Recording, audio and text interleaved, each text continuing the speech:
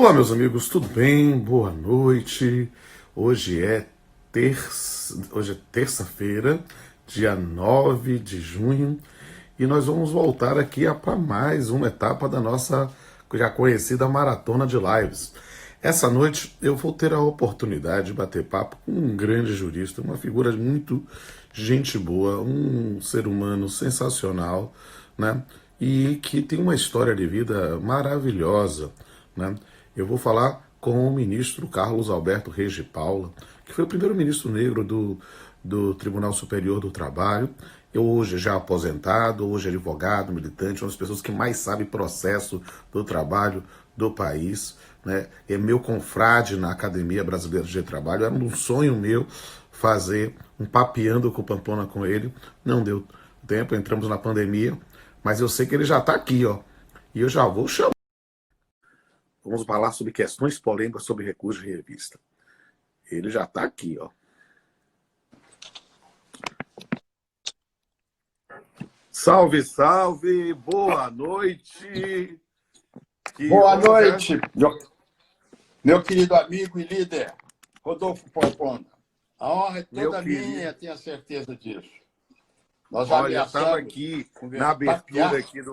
lá nas Alterosas, né, nas nossas Minas Gerais, e não deu certo naquela oportunidade. Mas tão logo surgiu essa oportunidade, até a sorte, o coronavírus tem nos aproximado sobre esse aspecto.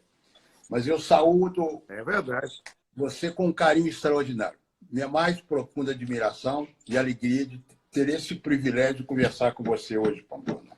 Olha, eu digo que a honra, o prazer, o privilégio é todo meu. Estava falando para o pessoal aqui, na hora que eu entrei, que eu ia entrevistar uma grande figura, um ministro que marcou a história da Justiça do Trabalho, né? Um magistrado não somente de conhecimento jurídico, mas também de acesso, sabe? A sua figura é uma referência para todos que atuam na Justiça do Trabalho, e para mim realmente é uma honra, um prazer, um privilégio bater esse papo hoje, conversar, né? Fazemos essa live. Eu estava dizendo que dos meus projetos acadêmicos lá do Papeando com Pamplona, que era o meu talk show, era fazer uma live com um episódio contigo. Não deu para a gente fazer lá em Minas, a gente tentou algumas vezes, mas não bateu a data, mas quem sabe, né?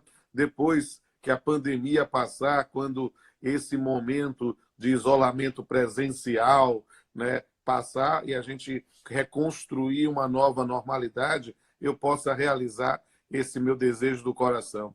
Eu aprendi que na netiqueta, que como eu chamo a etiqueta, o protocolo das lives, quando a gente abre uma live, o anfitrião fica falando um monte para as pessoas perceberem que a gente já está ao vivo, e aí começa todo mundo a participar. Mas eu quero registrar nessa abertura justamente a minha profunda admiração ao senhor, que é uma das pessoas que tem assim, o maior conhecimento pragmático sobre processo do trabalho no país, sobre ônus da prova, recurso de revista, vários temas. E aí, quando a gente decidiu bater um papo aqui, fazer essa live, ter essa oportunidade, que, como o senhor colocou mesmo, a pandemia ela tem nos isolado presencialmente, mas tem nos aproximado pela via da internet para oportunidades que nós não tínhamos antes. Eu estou aqui isolado há algum tempo e, nessa perspectiva, ter a oportunidade de conversar com grandes figuras, entre elas Vossa Excelência. Que prazer, meu amigo, meu confrade, meu colega, meu paradigma, ministro Carlos Alberto Reis de Paula, bater esse papo hoje sobre questões polêmicas, questões atuais, sobre o recurso de revista. Para mim é uma satisfação enorme e eu quero deixar isso registrado a todo mundo que está nos acompanhando. Vamos papear? Vamos bater um papo? Vamos bater um papo. Só digo uma coisa, muito anunciado, muito prometido, você me cria muitas obrigações. Vamos devagar que nós estamos aqui para conversar fraternalmente. Vamos conversar. Vamos bater esse papo. Para situar, enquanto o pessoal está entrando aqui, eu vou lembrar a todos que o recurso de revista é o nosso meio processual para ter uma provocação do Tribunal Superior do Trabalho em um processo individual, ou seja, para provocar a chamada terceira instância trabalhista, né? E que ele tinha originariamente um outro nome lá. Antes, quando a CLT começou em 43, era um recurso extraordinário para o TST, que mudou o nome para recurso de revista, ainda na origem administrativa da Justiça do Trabalho, no decreto 1237/39, que tem toda aquela estrutura recursal, que muito dela continua viva até hoje, o próprio depósito recursal começou nessa época, vários outros elementos. Mas o recurso de revista, perceba que é um recurso de natureza, aí falando para os nossos espectadores, é um recurso de natureza extraordinária. Por quê? Porque ele não permite discussão de matéria de fato, mas sim aspectos apenas jurídicos. E, na verdade, o recurso de revista, ele tem esse nome, né? Que inclusive parece-me talvez uma influência do jeito alemão, essa coisa de revista, né? Rever de novo, né? E é justamente alguma coisa que me parece muito interessante, porque o TST, né? E isso é algo que é interessante, eu estou na Justiça do Trabalho há menos tempo que o senhor, estou há 28 anos somente, mas dentro dessa linha de acompanhar a atuação do trabalho, através do recurso de revista, é que nós vemos o apresentar à sociedade das primeiras formas de consolidação de teses no Tribunal Superior do Trabalho. E isso não há dúvida para mim, eu tenho muito orgulho do TST, que sempre foi muito profícuo, ou criativo, ou receptivo à criação dessas novas teses. Ou seja, não era um tribunal, não é um tribunal fechado. Isso realmente é algo que nos dá muita satisfação. E aí, como falar sobre recurso de revista? Meus amigos e minhas amigas, com vocês, Carlos Alberto Reis de Paulo. A palavra é sua, querido. Pois é, com essa introdução sobre recurso de revista, eu acho que a aula começou e terminou. Você sintetizou poucas palavras do que é um recurso de revista. Mas eu diria, Pampona, exatamente partindo dessa distinção que você fez nas origens do recurso de revista, ser um denominado extraordinário, e hoje é um recurso de revista, uma particularidade fundamental. O recurso de revista, que vamos rever a decisão, ele tem uma limitação. Tem uma limitação por ter natureza extraordinária. Por quê? Tecnicamente, você até tangenciou a matéria, nós não podemos dizer que o recurso de revista seja uma terceira instância. Nós estamos falando assim, como seu aprendiz de direito civil e de processo do trabalho, ele tecnicamente não é, porque a matéria toda não pode subir. Verdade. Por que não pode subir? Não sobe exatamente por causa dessa precisão que você fez sobre a importância do TST. Por que o TST é importante no ordenamento jurídico trabalhista? Porque a ele compete uniformizar a jurisprudência. E a ele compete exatamente preservar, guardar o dispositivo legal e constitucional. Não permitir a afronta, a violação a esses dispositivos. São as duas grandes finalidades do TST. E aí, só para ajudar, depois você me provoca, nós vamos papear aqui e conversar. Não, de início, nós temos que partir de quê? Temos 24 tribunais regionais. Ora, se costuma dizer que cada juiz tem um modo de pensar e é uma sentença, quando se vai para um órgão colegiado, nós temos um colegiado, mas temos participações, inclusive com a possibilidade de ter votos divergentes, que vão constar do acórdão. Então, nós já vimos a multiplicidade de decisões contraditórias. Então, uma das finalidades principais do TST é exatamente isso. Entre os 24 tribunais, se houver divergência, levado ao TST, e ao procedimento para tanto estabelecido, o TST vai uniformizar, estabelecer, vamos dizer assim, um entendimento único para o Brasil todo. Qual é a vantagem? A segurança jurídica. Claro. Segurança, você não acha, não, Paulo? Sem sombra de dúvida.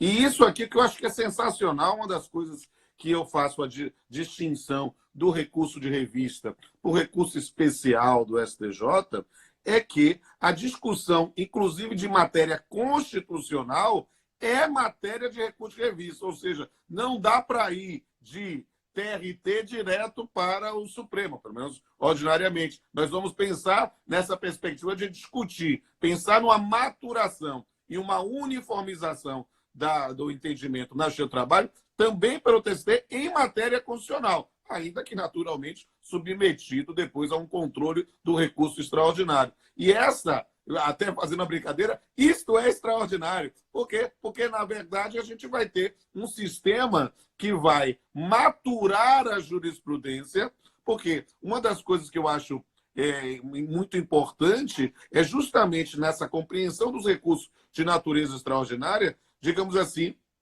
a maturação que o tempo, né, a consolidação e, às vezes, efeitos práticos da decisão acabam repercutindo. E aí, talvez, sem aquele calor da primeira instância ou aquele cumprimento de metas da segunda instância, o TST possa buscar o caminho de uma solução mais aceitável coletivamente. Então, eu acho isso sensacional. Aproveitando, então, vamos situar, partindo de suas palavras, a importância de um recurso de revista para o advogado e para a parte. Ele vai provocar o TST a estabelecer uma conduta, um entendimento sobre determinada matéria jurídica. Ponto. Segundo, veja a importância do TST.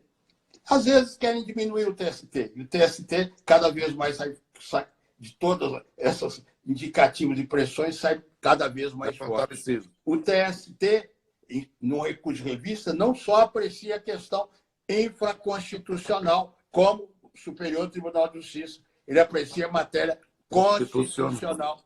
Como você diz, isso é extraordinário, não é isso? Então, veja outra questão que nós podemos já colocar também. Uma decisão. Olha que fenômeno interessante. Através do recurso de revista, e nós temos 8 turmas, através do recurso de revista, há uma decisão. Mas a questão fechou? Não! Porque se houver conflito dentro do próprio TST, há um recurso interno. Exato. Recurso de embargos, né? Que vai para a SDI1, que é o órgão uniformizador de jurisprudência, que o TST persegue a segurança jurídica através da uniformização da jurisprudência. É muito bonito isso. E isso é muito interessante ainda quando eu dou aula na graduação, ou às vezes em cursos preparatórios, ou às vezes uma pós-graduação lato sensu. Quando eu falo do sistema recursal, eu fico mostrando, às vezes me aparece um aluno, principalmente no curso preparatório para concurso, alguma coisa assim, ou no exame da ordem, ele diz, a pessoa não milita na área trabalhista, eu não entendo por que vocês na área trabalhista têm, assim, tanta súmula OJ para conhecer, digo assim, porque a jurisprudência na área trabalhista é viva, e o TST faz efetivamente esse controle, essa revisão da sua jurisprudência, e por isso que para nós é muito importante conhecer as súmulas, as orientações jurisprudenciais, e esse controle se dá de forma muito viva através do sistema recursal. E isso realmente é algo, principalmente quando eu falo aqui, que nós temos aqui um público muito grande, diverso, advogados, militantes, colegas, magistrados, mas estudantes também nos assistindo aqui. Às vezes eles precisam, eles ficam assim espantados, mas eu preciso entender disso, precisa. Na verdade, a gente pode compreender. É claro que, depois de ouvir o ministro Carlos Alberto Reis de Paula, vão ficar apaixonados e aí vão entender muito mais rápido que comigo. Mas, nesse ponto, é algo que permite uma visão mais ampla, né? E aí, o que é interessante a gente pensar ainda sobre esse recurso de revista? Justamente porque, eu percebo, o Brasil é um país continental, não é mesmo? Nós somos 24 regionais. E é claro que as características regionais devem ser observadas. E, por isso, uma norma que só se aplica no âmbito daquele tribunal não pode ser objeto de recurso de revista. Conhecer justamente as hipóteses de cabimento de recurso de revista já demonstra a importância do TST nessa uniformização jurisprudencial, que é recomendável não por uma postura mano-militário, uma postura formal, não, simplesmente para garantir isonomia de tratamento em todo o país. Eu acho isso sensacional. O senhor quer falar um pouco sobre as hipóteses de cabimento do recurso de revista? Assim, pois é, vamos falar, mas só destaco esse aspecto que você disse, é muito importante. Quando se falou em divergência, não se pode estabelecer divergência dentro do próprio tribunal. Isso não é possível. Isso. Você mostra o conflito de tribunal com tribunal. São dois aspectos. Veja só, lá em São Paulo são dois tribunais. Exato, isso? Então, é outra história. Sim. Mas dentro do Brasil, nós temos a possibilidade de enriquecer os nossos conhecimentos, estabelecer interpretações corretas para o Brasil todo, partindo dessa premissa do choque de interpretação ter um ponto comum através do recurso de revista. Mas, meu amigo, eu gostaria de dizer, antes de colocar o que é possível, as premissas para a interposição do recurso de revista, eu quero destacar dois aspectos que eu acho relevantíssimos. Recurso de revista sempre assusta. Eu dei aula até há pouco tempo na universidade, estava aqui na UNB, dei aula na UFMG, né? Sempre com essa vibração bem próxima da sua vibração pela paixão do direito, mas eu acho que são duas coisas fundamentais sobre o recurso de revista que têm que ser desde já apreciadas. Primeiro, a questão do tal pré-questionamento. Excelente tema. Segundo, a questão de fatos. Como é que se situa a questão de fato no recurso de revista? Isso normalmente assusta muito os advogados. Questão de pré-questionamento. Você falou em súmula, tem uma súmula sobre pré-questionamento, você sabe disso, a súmula 296. Isso. O que é pré-questionamento? Questionar previamente. Pré-questionário. A matéria tem que ser discutida antes. Mas qual matéria? Três referências. A mesma matéria de fato. O mesmo dispositivo legal. O mesmo dispositivo legal. E você vai sustentar que, sobre esse mesmo dispositivo legal, há uma divergência de interpretação para te possibilitar você ir através do recurso de revista. Então, veja só, isso é o pré-questionamento. A matéria tem que ser suscitada. Nós temos que levantar a matéria tem que ser debatida. Pré-questionada, haverá solução pelo tribunal. Se ela não for pré-questionada, não haverá possibilidade de você trazer essa matéria, sobretudo, através de um confronto, de um paralelo. Eu fiz uma referência, sobretudo, preocupado com a divergência jurisprudencial. Mas, fundamentalmente, é isso. Nós temos de estabelecer que a matéria tem que estar presente. Ela tem que ser apreciada pelo Tribunal Regional. Caso contrário, o TST não pode conhecê-la. Daí, meu caro Pamplona, me permita. Sim, claro.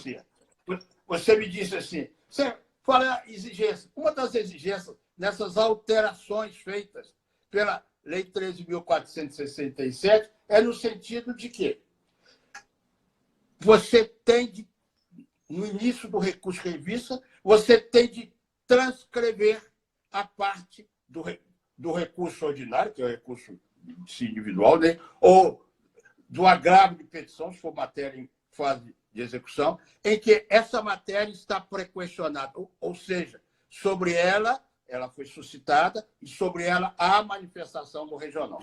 Eu acho isso extraordinário. Você não pode surgir com questões novas. A matéria tem que ser apreciada, porque é isso. Sobre essa matéria que vai haver a revisão. Você disse, né? A revista da revista. Não é isso? E isso é sensacional, eu costumo dizer para as pessoas, porque quando eu estou ensinando para eles, olha, o pré-questionamento ela é um requisito que começou na construção jurisprudencial, muito pelo, digamos assim, o magistério do ministro Marco Aurélio Mendes de Farias Mello, quando estava no TST, justamente nessa busca de dizer, olha, gente, a função do TST é uniformizar a jurisprudência, não ditar as coisas antes de ter maturação. E é por isso que, quando vai uniformizar, ele precisa que a matéria tenha sido debatida pelas instâncias anteriores, justamente para esse ponto de maturação. Me permita trazer um certo fundamento filosófico, é justamente a ideia de dialética, ou seja, a matéria está sendo discutida na primeira e na segunda instância, temos tese e antítese, os advogados estão debatendo, os juízes estão refletindo, e aí o TST já vai ter todo o material, todo o arcabouço, toda a argumentação, toda a fundamentação trazida por advogados e magistrados nas instâncias anteriores, justamente para poder uniformizar. E isso foi exigido inicialmente como uma construção jurisprudencial e a importância da súmula, e depois, aí sim, nessa maturação pelo aperfeiçoamento legislativo, trazer justamente essa referência. Eu acho isso muito interessante mesmo. Mas vamos falar sobre agora as questões de fato que o senhor ia falar. Só realçar. Aí você me diz, hoje se fala muito com o CPC, né, o CPC de 2015, né, ao princípio da dialeticidade. Não é isso? Nós usamos e aplicamos e vivenciamos esse princípio há tempos dentro do processo trabalhista, via o recurso de revista, sobretudo no recurso de revista. Bom, para onde vamos agora? Agora, o senhor está dizendo que ia suscitar a questão do pré-questionamento e queria falar um pouco sobre matéria de fato. É outro tormento, você sabe disso. É outro tormento. Vamos falar baixo para que todos nos ouçam. Todo advogado, e hoje eu sou advogado, mudei de lado, não é isso? Todo advogado fica muito irritado quando o juízo de admissibilidade lá no regional escreve assim, dega o segmento com fundamento no artigo 126 da súmula 126 do TST. Isso incomoda profundamente os advogados. Então, essa matéria, de fato, eu acho que tem de ser apreciada com um carinho extraordinário. Diga-se de passagem, a súmula 126 tem o mesmo teor da súmula 7 do Superior Tribunal de Justiça. É verdade. E também da súmula 279 do Supremo Tribunal Federal. Então, por que essa questão, de fato, é tão relevante? Porque o TST ele tem que partir dos fatos presentes no processo. Agora, em relação a esses fatos, ele não pode, vamos dizer assim, numa linguagem para nós, ele não pode tocar. Os fatos são intocáveis. Intocáveis. Eles têm que permanecer em sua inteireza. Agora, em relação a esses fatos, o TST não pode nem exercer um juízo valorativo. Verdade. Quanto ao fato e quanto à prova. Então, a questão toda que se põe, vamos continuar raciocinando, é a seguinte. Se você, em relação a determinado fato, há uma interpretação dada pelo regional, se você discorda, você tem que partir dos mesmos fatos e mostrar, comprovar, demonstrar que, mantidos os mesmos fatos, o enquadramento jurídico é que está equivocado. Hoje eu lia, momentos antes, hoje, durante a tarde, li a aplicação de uma OJ nossa, 191, dono de obra. Então, o fato é o mesmo.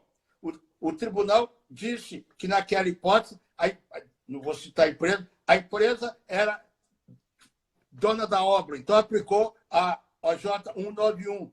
Aí veio o TST, veio agora, dias atrás, dizer não, é a OJ 191, mas o critério dele ser desonerado não é possível, porque ele é incorporador ou ele é consultor. Então, é a parte final da OJ 191. Então, é exatamente isso. Você, fundado nos mesmos fatos, você os vê com outros olhos, com outro enquadramento jurídico. Isso é um fato básico. E aí vem outra questão, só para completar, meu caro Pamplona.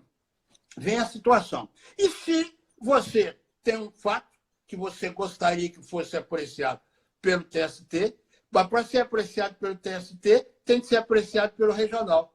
Mas ocorre que o regional não considerou. Você é obrigado obrigado para levar essa matéria ao TST, provocar a manifestação do regional. Como? Embargo de declaração. Embargo de declaração. Você é matéria de fato, você suscita, provoca a manifestação através dos embargos. Continuar o raciocínio. O regional se pronuncia sobre o fato. Tudo bem.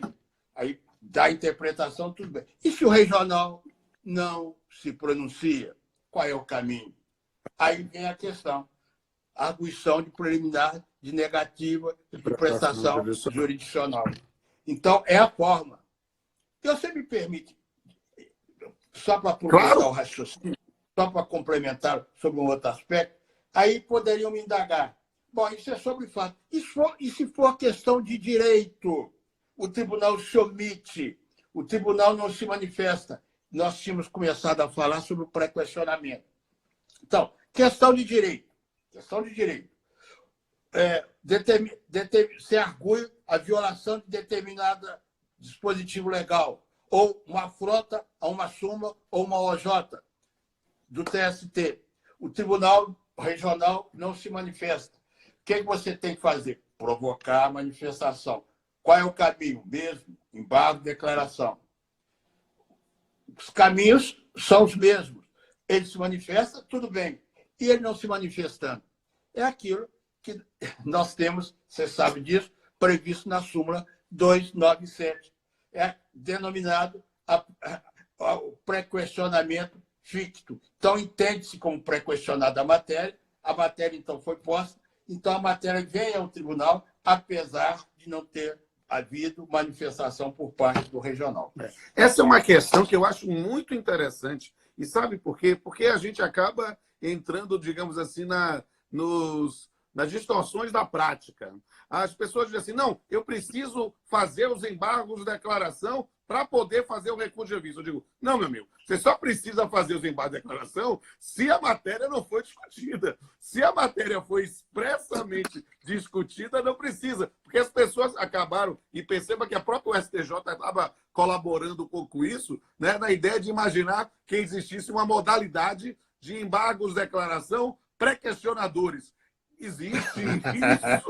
Não, os embargos de declaração não são para pré-questionar, são, na verdade, para provocar o juízo, porque deveria ter se manifestado, porque ele foi omisso, e aí, nesse ponto, nós utilizamos os embargos para isso, porque a gente fica lá, aí o indivíduo, eu embargo ou não embargo? Porque se não embargar, vou dizer que eu não discuti, mas está lá, se está lá, você tem, por isso a importância, pensando na prática, pensando aqui para os amigos advogados que estão atuando, a importância desse destaque na sua petição de recurso de revista, justamente do trecho do acórdão, onde houve o questionamento da matéria que está sendo agora discutido em sede de recurso de revista. E aí, nessa ideia do recurso de revista, a gente vai interpor o recurso de revista. E nós temos aí, com a reforma trabalhista, uma novidade, entre aspas, né? Foi alguma coisa que já tinha vindo com medida provisória há muito tempo, mas que nunca conseguiu ser regulamentada. E aí, na reforma trabalhista, veio a disciplina normativa de mais um requisito recursal, pressuposto recursal, que é o tema da transcendência, né? Queria que o senhor falasse sobre transcendência. Eu preciso cada vez mais aprender sobre transcendência. Eu quero aprender com o Papa da recurso de revista, que é o senhor. Olha, talvez com o Papa talvez se aprendesse, porque a questão é transcendente. A lei do humano transcende. Mas, meu caro Pamplona, vou contar um pouquinho de história a esse respeito, porque você fez menção que essa matéria já está na CLT há algum tempo. Está. Desde 2001, eu tenho lembrança muito viva disso, porque quando essa questão foi posta no TST, eu já estava do TST, eu entrei lá em 98, né? 1998. Então, nós discutimos sobre essa hipótese da inserção da transcendência como sendo um pressuposto de admissibilidade intrínseca, né? Depois a gente explica essa agora, para o recurso de revista. Foi colocado. Permita-me relatar rapidamente, só do ponto de vista histórico. Sabe que, no período que eu estive lá no TST, lá no TST, eu saí do TST em 2014, foram constituídas 3 comissões para tentar... Você sabe disso, para tentar regulamentar essa matéria. Não se conseguiu, havia muito desencontro. Agora, por ocasião da Lei 13.467, a transcendência está regulamentada. Muito bem. Como é que fica a transcendência? Bom, nem vou dizer que transcendente é uma coisa, mas a transcendência, o princípio da transcendência é um filtro. É um filtro. E isso ninguém pode negar. É uma forma de reduzir o número de processos a serem apreciados pelo TST. É o equivalente à atribuição de relevância. Isso é indiscutível. Foi com essa finalidade que a transcendência foi criada, foi inserida dentro da CLT e agora regulamentada. Não tem a menor dúvida. Tem a menor dúvida. E você pode dizer, mas isso é um absurdo. Eu digo a vocês com toda lealdade, hoje como advogado, não é tão absurdo assim, não. Porque, se você bem pensar, hoje o Supremo Tribunal Federal só aprecia processo com repercussão geral. Isso. E, tirando as variantes, o Supremo tem uma organização, ele é extraordinário, mas tem coisas que ele faz ordinariamente também. Não vou entrar nessa matéria, porque é mais complexa e espinhosa. É verdade. Muito bem. É um filtro. Filtro como? Passou a ser pressuposto, um novo pressuposto para a interposição do recurso em vista.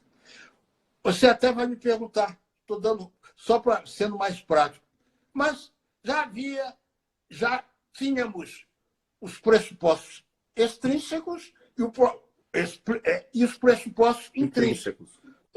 Intrínseco. Pressuposto extrínseco, você sabe. Tempestividade, preparo. Aquele negócio que nós todos bem sabemos. Mas já tinha os pressupostos intrínsecos, depois nós vamos comentar, que são o problema da divergência e da violação. Isso. Nós tínhamos de atender aqueles requisitos previstos no artigo 896. E onde fica o pressuposto da transcendência? Ele é um pressuposto intrínseco, porque ele diz respeito apenas ao recurso de revista. Mas o que é ser transcendente? Definição não importa. Aí depende, se você for fazer uma visão religiosa, uma visão jurídica. Vamos ser práticos. O legislador, através da Lei 13.467, diz que são indicadores da transcendência, vírgula, entre outros. Primeira grande abertura. Entre outros. Entre outros. Consequentemente, a transcendência não se limita apenas a essas 4 hipóteses aqui elencadas no 896A da CLT. O que está dito aqui? Aí nós vamos apreciar. Primeiro, transcendência econômica. Dito aqui, o elevado valor da causa. Vamos conversando para... Claro. Então, quer dizer que agora só causa de elevado valor, causa de milhões ou milhares, ou que ultrapassa prêmio de loteria, que pode... Não se quer dizer isso. Nós temos que interpretar isso com espírito relativo, respeitando situações. Isso. Uma coisa é a empresa, outra coisa é o empregado.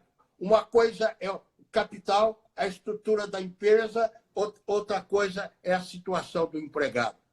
Uma coisa é o valor arbitrado à condenação, outra coisa é o salário do empregado. Isso tudo tem que ser analisado sempre em relação, não de forma absoluta. Isso. Não é por um valor.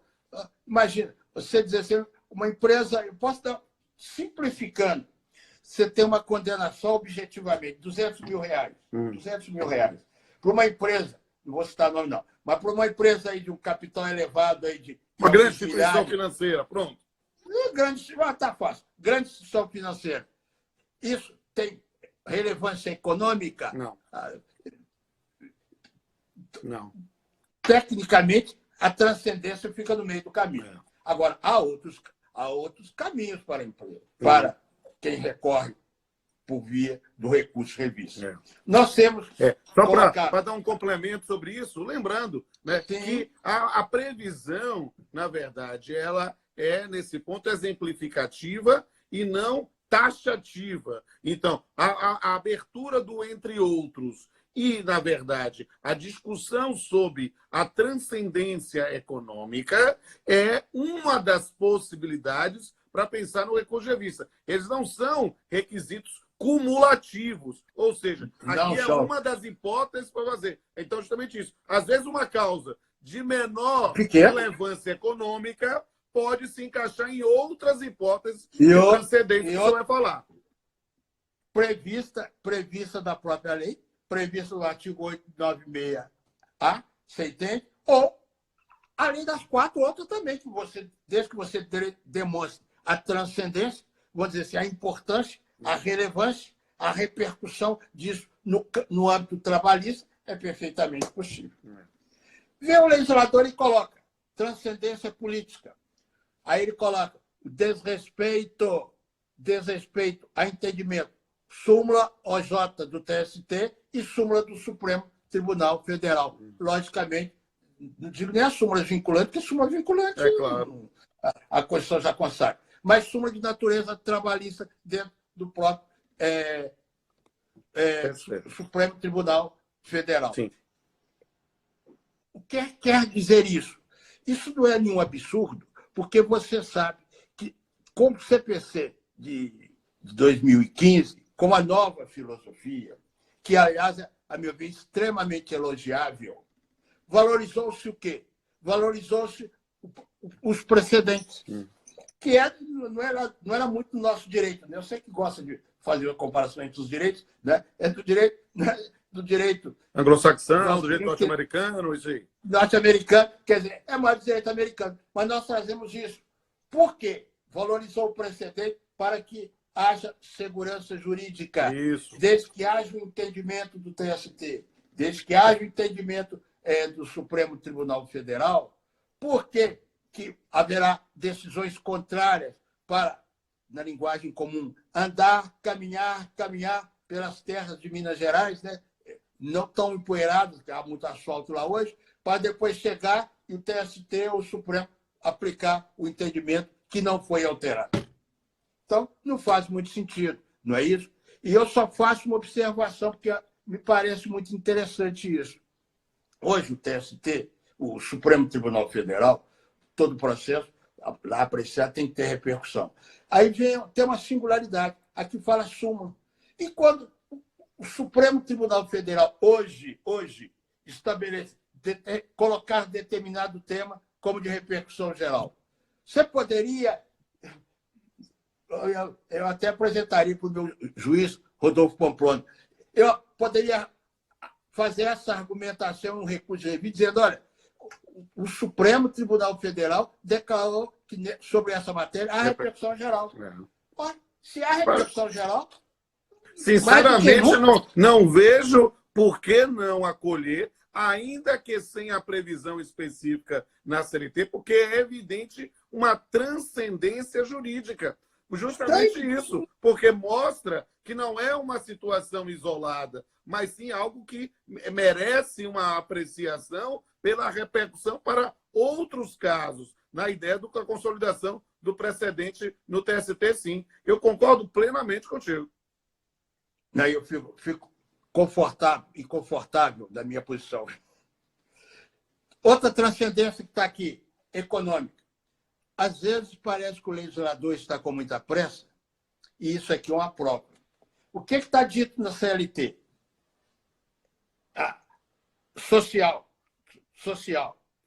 A possibilidade, veja só, a postulação de que por reclamante recorrente de direito social constitucionalmente assegurado.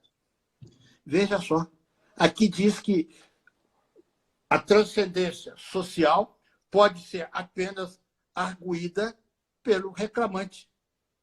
Mas eu perguntaria, o reclamado, o empregador, não tem, por acaso, direito social constitucionalmente assegurado? Verdade, é. O artigo 6 a 11 assegura vários direitos aos empregadores. Por que não? A propriedade não é um direito constitucionalmente reconhecido? A livre iniciativa não é um direito constitucionalmente assegurado? Então, só para dizer que a pressa às vezes atropela. Mas isso, logicamente, até nas melhores interpretações, até por quem participou da elaboração dessa redação, obviamente, não se exclui o empregador de invocar a transcendência social a seu favor, apontando direito social constitucionalmente assegurado. Eu acho que esse dispositivo deve ser interpretado quase como um reforço para o conhecimento de recurso de revista sobre matéria constitucional, porque como uma instância prévia para um eventual recurso extraordinário, e por isso deve ser interpretada como o Supremo Tribunal Federal fala sobre a violação direta e literal da Constituição. Ou seja, você acha que a situação talvez não pensar na limitação ao empregado, mas sim uma postulação que tenha sido negada com violação direta e literal da Constituição Federal, e não somente com princípios mais amplos, mais genéricos. Eu acho que talvez seja uma forma de interpretação mais consentânea com a ideia de proteção da Constituição. O que é que o senhor acha? Exatamente. É o pré-questionamento voltado para o recurso extraordinário. Perfeito. Você sabe, a matéria será pré-questionada para depois ser revista, conduzida à apreciação do Supremo Tribunal Federal. Sim. E, por último, está aqui a nossa transcendência jurídica, a existência de questão nova em torno da interpretação da legislação trabalhista. Questão nova. Só questão nova? Não. Primeiro, que nós temos de partir da dinâmica e de uma coisa de que eu gostei muito de ouvir de você, meu querido Pamplona, de que o TST tem de maturar. Isso é vocação de todos os tribunais superiores, e principalmente o Supremo Tribunal Federal. Digo que tem de maturar, mas não pode dormir, cochilar em cima dos processos. Isso é outra questão. Isso é outra questão. Mas, vejam só, não apenas questão nova, porque o TST, quando um processo vier aí para sua apreciação, ele pode, uma turma decidir e ficar isoladamente essa decisão, porque não coube o recurso de embargo, não era cabível, na hipótese, ou não havia demonstração do seu cabimento, tudo bem. Mas ocorre que o fato de ter uma matéria nova significa uma matéria consolidada dentro do próprio TST. Isso.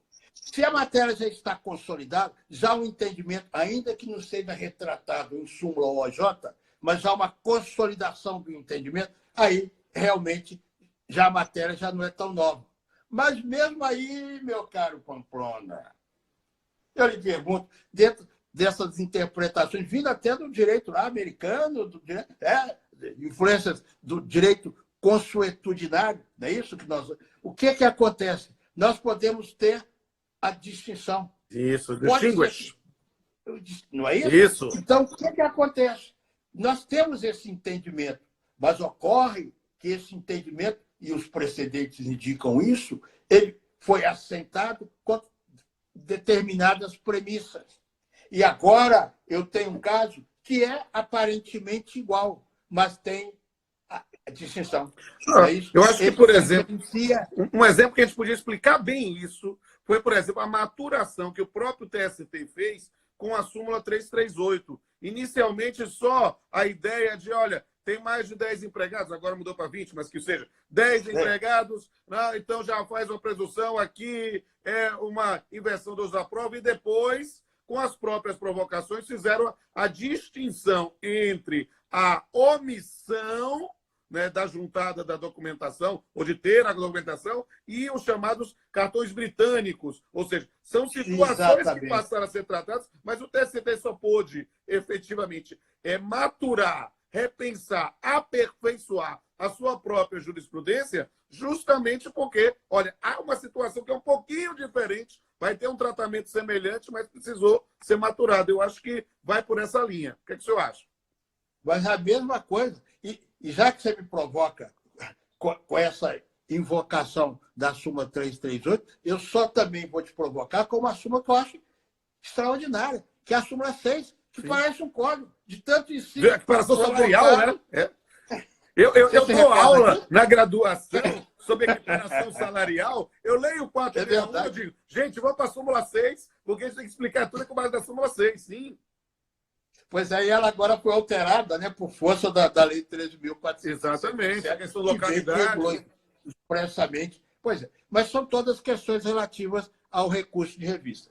Mas, continuando, meu. Continuando aqui, deixa eu fazer uma provocação ao senhor, porque conversar com o senhor é uma coisa assim tão gostosa que ele já está falando há 47 minutos e nem percebeu, que está muito bom. Mas deixa eu fazer eu vou tentar buscar um diagnóstico, porque o senhor é testemunha da história. Eu tenho assim, um orgulho muito grande do senhor. Eu já estava na magistratura quando o senhor se tornou ministro, né? Eu entrei no tribunal em 92, como juiz em 95, o senhor foi ministro em 98, né? E eu vi isso, sabe? Eu tenho um orgulho, eu trabalho muito, principalmente com ações afirmativas, e eu vejo assim, um orgulho muito grande quando o senhor ascendeu. Eu sempre disse isso publicamente, da minha satisfação de tê-lo, né? E pelos seus méritos. O senhor sabe disso. E nesse ponto, eu queria talvez ouvir um testemunho do senhor. Eu acho que aquela resistência às divergências, ao que se possa dizer lá, para que o TST regulasse a transcendência instintivamente a partir de 2001, e só veio agora pela legislação, talvez seja, e acho que até a própria resistência da OAB inicialmente também lá, talvez seja por uma questão histórica, que aí eu preciso invocar a sua memória para ver se o senhor acha que eu tenha matado uma charada, né? Porque a Constituição de 88, ela extinguiu a arguição de relevância no Supremo Tribunal Federal. Sim, em 2001 para 88 eram 13 anos. Estava ainda recente. Então, acho que uma resistência, vou chamar assim, uma resistência jurídico-política de regulamentação, foi talvez porque estava muito próxima. Depois que a próprio Supremo, a reforma judiciária, já em 2004, tempos depois, vem e traz a ideia da repercussão geral, aí as pessoas se tornaram mais receptivas a uma regulamentação da transcendência. O senhor acha que eu acertei? Foi bingo? Ô, Pamplona, vou fazer uma observação. Já que você jogou tanta serpentina, e nós somos afastados do carnaval, eu só lhe digo uma coisa para te homenagear. Você, com toda a sua jovialidade, foi presidente da nossa academia com um talento extraordinário. E eu fui um dos seus eleitores, com muito orgulho, porque o seu talento, o seu conhecimento é admirado pelo Brasil afora. E está provado nessa sua manifestação. Você faz uma análise histórica muito precisa. O momento, em 2001, não era o mais oportuno, e a questão veio atropelando. Ninguém gosta de ser atropelado. Isso. Né? Então, para resumir, houve um atropelo naquele momento. E, exatamente, você fez menção a 2004, não é isso? Com a emenda 45, que é de 2004, que passou a ter vigência em janeiro de 2005, nós tivemos o Supremo, a criação da repercussão geral para o Supremo. Então, isso foi quebrando barreiras, foi mostrando que os tribunais superiores eles têm que ser superiores, inclusive, para selecionar as questões que vão ser apreciadas por eles. Então, eu acho que você tem absoluta razão. Que bom, fico feliz. Muito correta a sua ponderação. Muito correta. Ó, eu vou fazer agora uma provocação em tópicos para que o senhor fale, porque está tão boa, e eu estou com medo porque o Instagram limita a 1 hora. Já estamos faltando 10 minutos. E está muito gostoso, ele está ainda nesse ponto. Eu queria que o senhor falasse rapidamente, pensando agora em pressupostos extrínsecos, né? Tempestividade, a gente não tem maiores problemas, mas a questão do preparo, eu queria ouvir do senhor sobre essa questão do recurso, do depósito recursal e a substituição aí pelo seguro-garantia, pela fiança. O que é que o senhor acha disso? Olha, eu acho disso um avanço. Eu também. Um avanço. Essa matéria tem sido debatida e tem sido regulada. Inclusive, está regulada até dentro internamente no TST e tem sido... Está prevista na lei, né? Está previsto. O Superior Tribunal de Justiça já apreciou, partindo da premissa do CPC, Sim. nós agora trouxemos esse avanço, você entende? Agora, tudo no direito, você sabe disso, tem que ser, nós temos que ter modos e regras. É verdade. Claro, claro, claro. Um dia desses nós estávamos conversando, alguém citou, bom, uma empresa apresentou o seguro, mas estabeleceu lá que se em 2 dias não houver uma manifestação dizendo que vai aplicar o sistema do seguro que foi dado em garantia, perde-se a garantia. Isso não é possível, você está entendendo? É claro. Mas é um avanço. Nós temos que viver um mundo, e eu acho isso muito importante, Pamplona, que nós estamos no mundo do trabalho. E é bom que se diga isso. Não é no mundo só do emprego, é do trabalho. De outra forma, nesse mundo do trabalho, esse mundo do trabalho existe porque há trabalho a ser ofertado, há trabalho criado. Lógico, é indispensável que haja o outro lado, o lado do empresário, o lado do investidor. Lógico que tem de haver. E é fundamental que nós criemos formas de a pessoa ter acesso à justiça da forma menos onerosa. É mais fácil para o empregador? É. O empregado está garantido? Está. Tá. E aí que está a questão. Vamos ter de acompanhar, vamos ter de ter cautela. É a grande virtude do julgador, né? A prudência, o equilíbrio e a razoabilidade e o bom senso. Perfeito. Eu sou amplamente favorável. Também. Amplamente. Vamos falar um pouco Pode. agora, já para ir para o final, né, para a tramitação do recurso de revista. Claro, já imagina, o recurso foi recebido, ou não foi recebido, mas foi para um agravo de instrumento, está lá no Tribunal Superior do Trabalho para apreciação, né, a própria noção da votação. E eu queria agora a expertise do senhor, de ministro aposentado, mas agora de advogado. A importância da sustentação oral. Acho que nós temos muitos advogados aqui acompanhando e é importante falar um pouco sobre isso. Olha, a sustentação oral, vou dizer assim, faz os olhos do julgador se voltar para o processo. E digo mais, você está falando de sustentação oral, a importância do memorial. Sim. Agora, eu vou entregar um pouco daquilo que eu vivencio hoje. Como é importante você encaminhar memorial para o relator. Tão logo o processo lhe seja distribuído, porque hoje, quantas vezes ocorre de haver uma decisão monocrática, decisão do próprio relator, Verdade. monocrática, que está prevista em lei, e certos processos podem realmente ser resolvidos monocraticamente. Então, para você destacar. Agora, a presença da sustentação oral, ela é, sobre esse aspecto, importantíssima. Diz alguém, você sente o julgador. Aí você poderia, eu te perguntar, bom, mas agora é muito interessante, mas o Tribunal Superior do Trabalho, especificamente, não parou. Ele está continuando o seu julgamento. E a presença oral não existe mais. Mas há todos esses meios. Nós temos hoje até o julgamento telepresencial, praticamente a videoconferência. Exato. Então, é fundamental que o advogado se faça presente em nome dos interesses ou do autor ou do réu do processo, ou do reclamante ou do reclamado.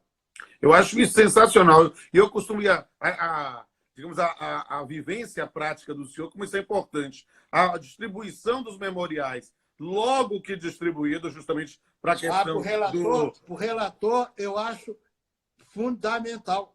Isso. Para os demais, você pode até aguardar. Está esperando a inclusão em pauta. Isso. Mas para os outros, talvez a importância esteja justamente para conseguir um voto divergente, porque às vezes a visão do relator não é favorável à tese, mas na turma pode haver quem pense divergente ou se a hipótese do distinguish. Né? Acho que, sem sombra de dúvida, é para o relator imediatamente e assim que designado o julgamento, para os demais membros. Esse meu caso não é do leito comum.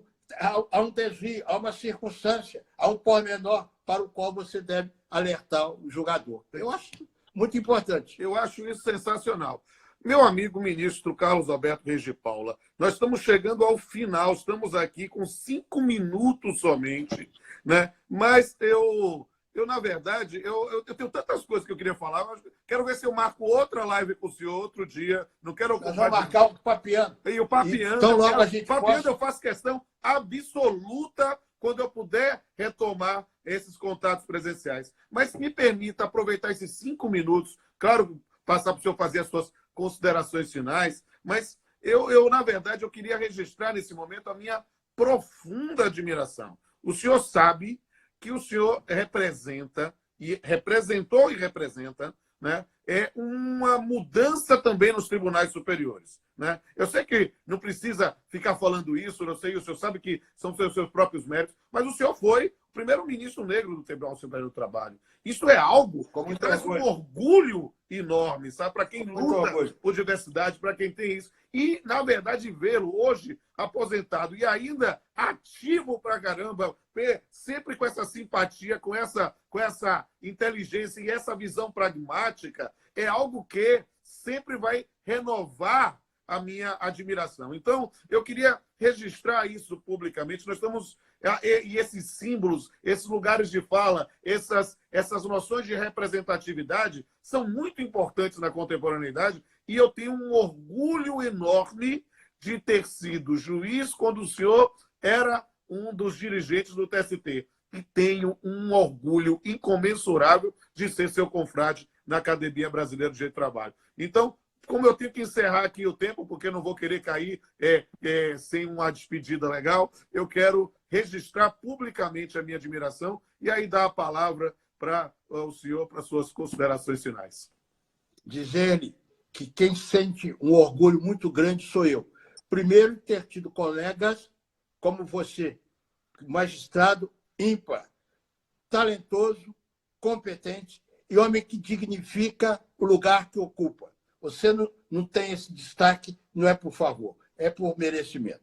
Agora, dizer-lhe que eu também tenho um orgulho muito grande de ter sido o primeiro ministro negro do TST, e, aliás, eu digo até pouco mais, primeiro ministro negro dos Tribunais Superiores, porque depois foi o Joaquim, um pouco mais à frente, e digo mais, sobretudo nesse momento em que se coloca com tanta evidência a questão do negro, e que eu digo, só para concluir, nós não podemos deixar que não nos deixem respirar.